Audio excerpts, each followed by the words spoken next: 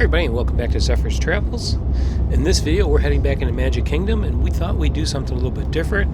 We're going to share with you some of our tips and tricks to getting the most out of your day at Magic Kingdom. So follow along as we head into the park, check out some rides, and share with you little things that will make your day that much better. Walt Disney World, the most magical place on earth. And we're back again.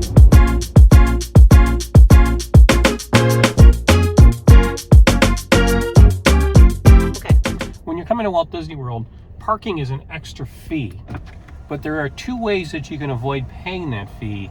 One of them is to stay on site at one of the on-site resorts like Fort Wilderness or one of the hotels, and then take the Disney transportation, the buses, the monorail, or the boats to the park, and that will save you the cost of parking. The other way is to become an annual pass holder, and in our annual pass, the cost of parking is included, so that saves us $30 per day, which is significant, and it makes it much more easier to come here, knowing that you're not having to pick up that cost every time you come into the park. We're in SCAR 414. So you recommended you take a picture of it. Yeah, so that you remember when you come back where your vehicle is parked.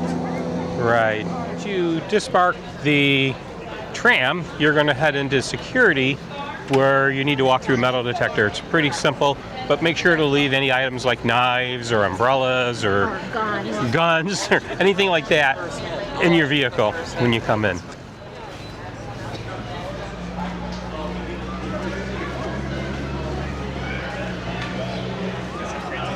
know where we're going next, okay? Once you pass through security, this is where you can stop and get your tickets if you don't already have them ahead of time.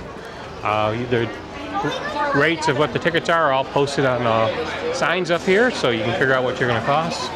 Once you hit the transportation center, you have your choice to take the ferry boat or the monorail to Magic Kingdom. Today we choose the monorail, so we will board that and get over there. My thoughts on this is that typically the monorail, if you want to get the monorail experience, get it while you're going to the park. When you go to leave, especially if it's late in the day and the park has been busy and a lot of people are leaving with you, take the ferry boat, because that handles a lot more people. You won't feel quite as crowded on it as you would in the monorail if they're trying to pack everybody in to the cars to make their trip back. Here comes our monorail. All right, girl.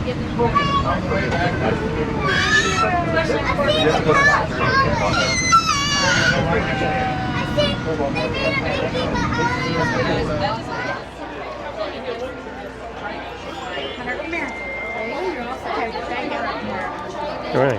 Didn't want to let you in? Yeah, they want to let me I don't know if this is a well-known fact or not, but there's actually a barbershop here at Walt Disney World at Magic Kingdom, and you can actually get a haircut. There's people in there waiting to get a haircut. I guess next time, instead of having Diane cut my hair, I can come here. It probably would cost you $50. Probably. It's the thing with Walt Disney World and Walt Disneyland is Walt wanted the Disney towns to feel like real towns. So they have some of the actual things that people would need, like a barbershop. One of the things that a lot of people probably don't know is that the names on the windows are tributes to people who helped build Disney World and the Magic Kingdom. If you go to Disneyland and go to the downtown area of Magic Kingdom there, you'll see names there who helped build Magic Kingdom back in the 50s. Yeah, one of the places that you want to visit when you're here is the Crystal Arts. You get to see the glass blower, and he's making blown glass. In our case, he made a pumpkin. It's pretty cool. We're going to set this down. We're going to get a hose on the end, and I know it's going to become translucent again, but right where the glass meets the pipe is where we're going to start to squeeze our neckline. It's where we're separating the glass off the pipe. perfectly on. It's his favorite joke. Sorry, yeah. Just kind of keep that one in the holster at all times. If you guys see the show enough times, you'll hear all the really bad jokes. Nice orange tint, that's a good way to gauge our heat in the material. Again, right where the glass meets the pipe, based on muscle memory, I know that it's right about there, give or take. I'm letting the jacks kind of close on their own and start to create that crimp line. Once I've got it set, I can really start to squeeze down on it. But again, steel tools are conducting heat out of the glass super fast. It's already a little too cold to really squeeze down. And if we try to shape the glass with steel tools while it's cold, we're just going to create scuds and just nasty stuff. So we're just going to get it back on again.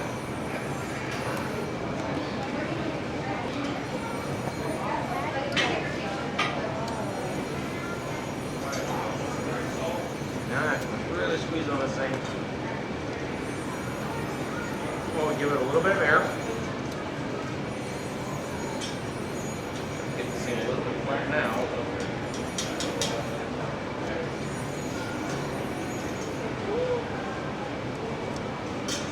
Alright, so now we're going to focus our heat just on that bottom third so we can paddle that flat, but we still want to keep that kind of natural taper that pumpkins have.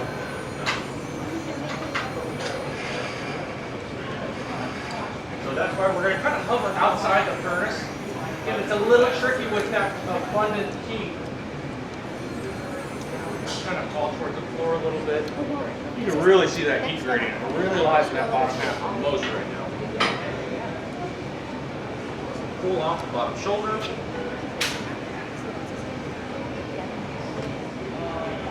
Paddle this thing flat. Not too much pressure. The glass, when it's hot, doesn't need that much convincing. So, general shape. Now again, glass, you can't let it cool down too fast. So we're going to give it one more quick heat just to maintain our temperature. Second. And we're going to get this thing off the pipe. So that neckline, we squeeze that down because we're trying to create stress in the glass. We're going to take another pair of steel tools and let the steel do all the work and remove heat from the glass. It's going to create more stress, and if it's kind of localized, we give it a little bit of contact, it should just pop right off. It's just that easy. Alright, so we're going to move quick. We don't want the glass out too long. We've got our color for the stem and the bowl right here, right on top, where we remove the glass from the pipe. Just give it a big squish, let it set. Not going to pull too fast. As it starts to get flame, we're going to twist as we pull and take our little brass shaping tool, wrap it around a handful of times.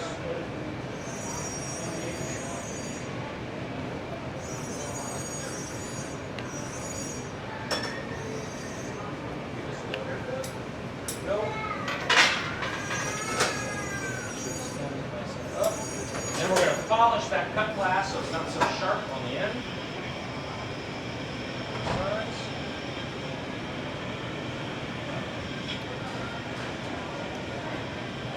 That's flat. Heat up my tongs a little bit. Don't want to grab hot glass with cold tools. This little jade pumpkin, black stem. Oh, it's beautiful. So we're going to put this inside the kiln. Where everything that we make goes, pumpkins, ornaments, bowls, vases, it's all going inside the kiln where it's going to sit overnight. The glass has to go in at 950. At that temperature, the molecules are just kind of starting to settle. They're not cooling too fast, they're not expanding, so they're moving anymore. It's that nice porridge bowl right there. It's the perfect temperature. So it's going to take about 12 hours to cool the glass down. We'll do that around 7 or 8. And that's pumpkin milk. Questions? That's awesome. Thank you guys very much. Ooh.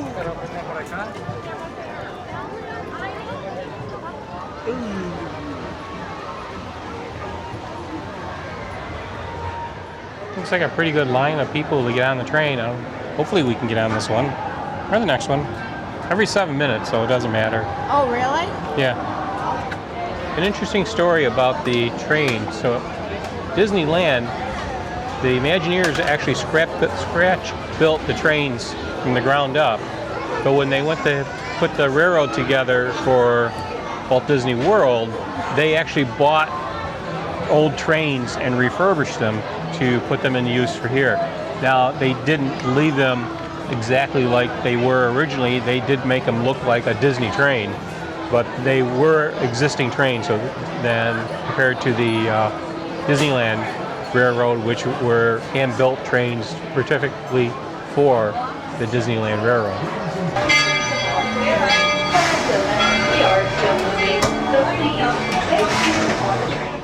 Well, we're on the train. We're on the Roy E. Disney train. We're on our way, and I'm so glad to have you with us. Next leg of our journey takes us to Main Street, USA. We'll head for Frontierland after that. Stay seated and keep your hands and arms, feet and legs inside the train at all times. Next up is a place that's always ahead of the curve, and not just because we're on the straightaway. Our metropolis of mechanical marvels, Tomorrowland. So we just mobile ordered our lunch, and we have it set to be ready in about 15 minutes. So it shows up on here, the restaurant you're ordering it from, and it will show you when it's ready and everything. But I wanted to kind of show you what it's like to order a meal. And so if we go X out of here and we pick the restaurant, we can begin order. And then you pick a time. And then you can go through the menu here and pick an item. So if we pick the buffalo flatbread, you can add it. And then you can go to view your cart, see that you have that there. You can do an order summary, just like any type of online order. And then you can go ahead and purchase your meal just like that. Now I've already purchased this, so I'm going to delete that out. But it's just that easy, and as you see when we walk over there, there will be a big line of people waiting to get their food, and we'll just walk up and grab ours. So it's much easier to do it this way than to wait in line. We've made it to the restaurant, and now it's just a matter of waiting for our food. So on my phone, it popped up as a notification, and I hit a button on there that said prepare my order, and now they will ping me back when it's ready to pick up, and we go and get it, and we can avoid all the lines. So we get to walk right up and get our food with minimal wait.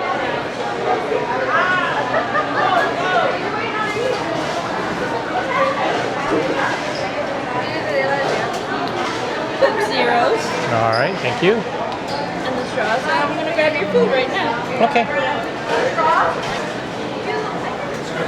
The salad, the dressing is already on it. Okay.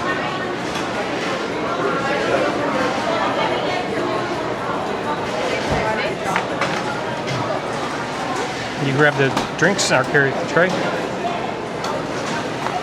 Hi. Thank you. Have a good day. Enjoy Magic Kingdom. So this is our meal. We've got 2 flatbed pizzas, 1 pepperoni, 1 chicken wing, and a Caesar salad, 2 drinks. And we're all set for lunch, dinner, whatever you want to call it.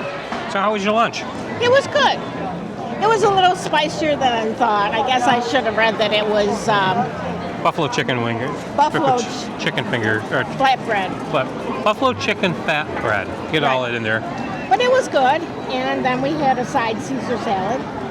Yeah. Of course, a couple of sodas. But it was good. And mobile ordering, really worked out.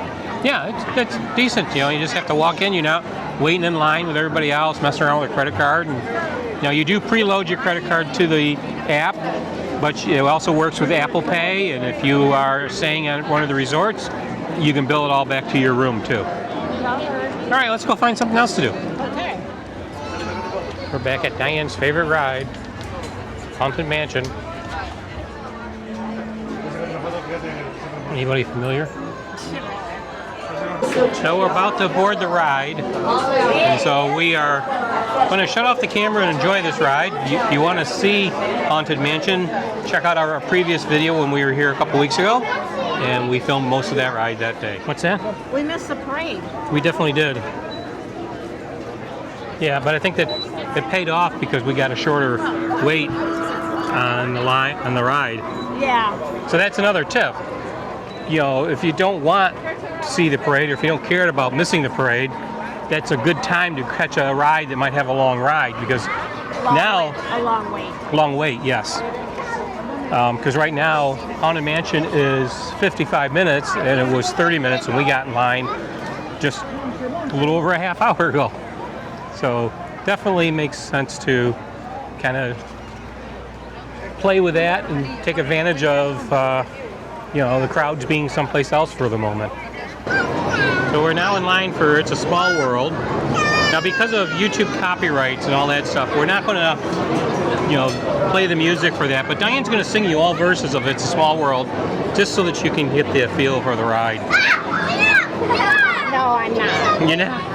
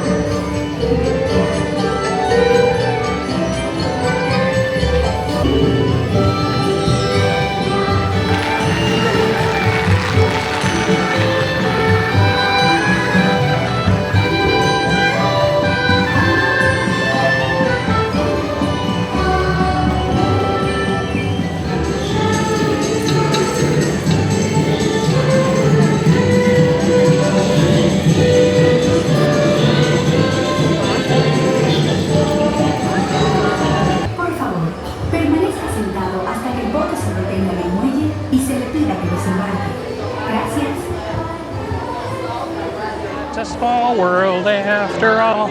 I can't get that song out of my head now. Did you know, you should know this, did you notice that the name of the ride is all in lowercase letters? It's because it is a small world. So this is the reality of Walt Disney World. When you come here, some rides aren't going to be available. Currently, Big Thunder Mountain Railroad is closed for renovations. It's supposed to be closed for the next year, and fortunately, we got here before it closed and was able to get a ride into it earlier this year. But your trip may not have all the rides, and you just have to accept that and find something else to ride. So we're going to finish off the night with a Dole Whip for a treat, and then I think it's going to be, well, we're going to do a little shopping at the gift stores and then head out for the day.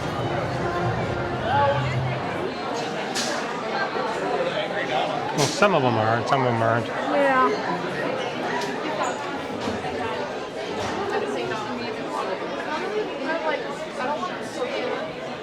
Looking for one for the Magic Kingdom? Do you see one?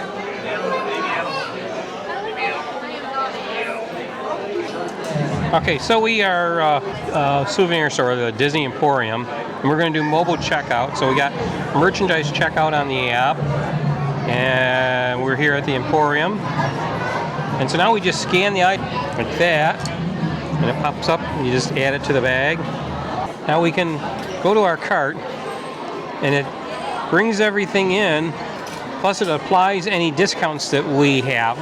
So as annual pass holders, we get a discount, so we can just check out. Put my face in there.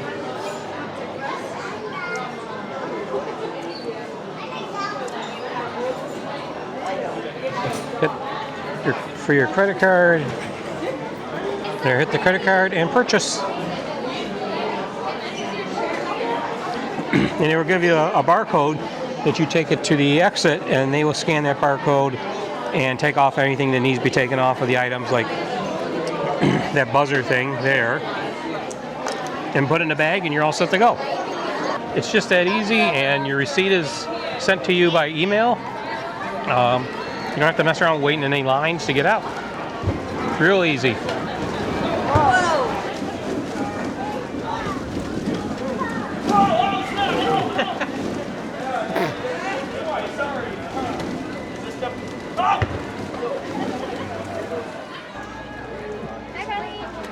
Hi. Have a good night. Take the monorail back to the transportation center and then grab our tram to our car.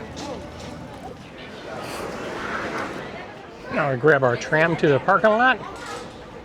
Now if you remember, we suggested you take a picture of the row that you're in so that you know where to find your vehicle when you go back out. Now would be a good time to check that picture. Well, we've made it back to our vehicle almost. Yep. And this is going to conclude our day at the Magic Kingdom and include our tips.